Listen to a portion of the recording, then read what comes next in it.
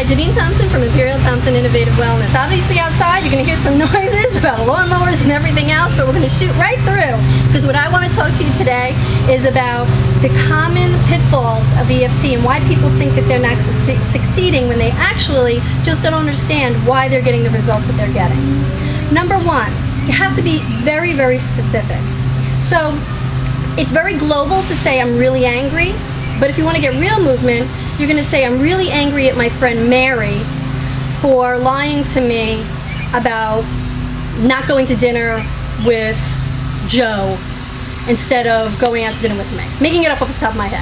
But that's more specific. If I just say I'm angry, sometimes just using global works, but it's only going to get you so far. Sometimes being global is going to help you get to where you're very specific.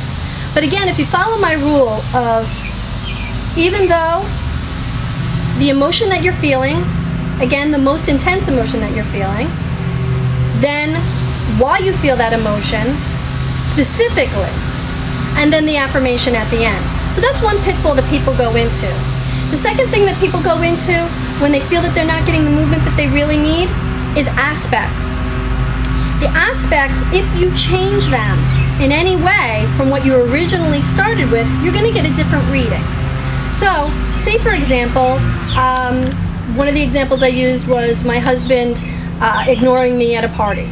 So, say that he ignored me at the party, but then also I saw him talking to another woman instead of me.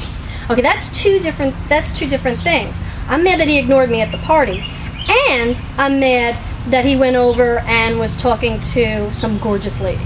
Okay, none of this happened, I'm making this up.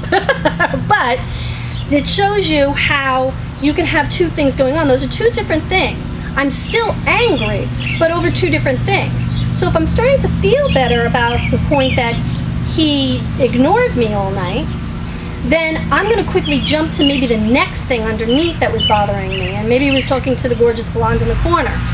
So whatever it is with you that you're working through, make sure that you don't change aspects, okay? The next thing that is a pitfall that people fall into is changing their emotion. Because we are so multifaceted with all of our emotions and everything, sometimes we don't even realize that we've changed from anger to sadness. So I maybe cleared out anger or really made anger go much lower, but now I'm sad. So that one kind of came up. So now I'm going to get a different reading because I'm feeling sad about it. So you have to check and make sure, am I still angry or have I switched emotions? And that's a really important one. So you may have to make sure that you have all of those things. Another thing that really helps with getting success in your EFT is trying to be there in the moment. Now, it's not always as easy, and sometimes you can't get the emotion up as easy as when you're in the situation.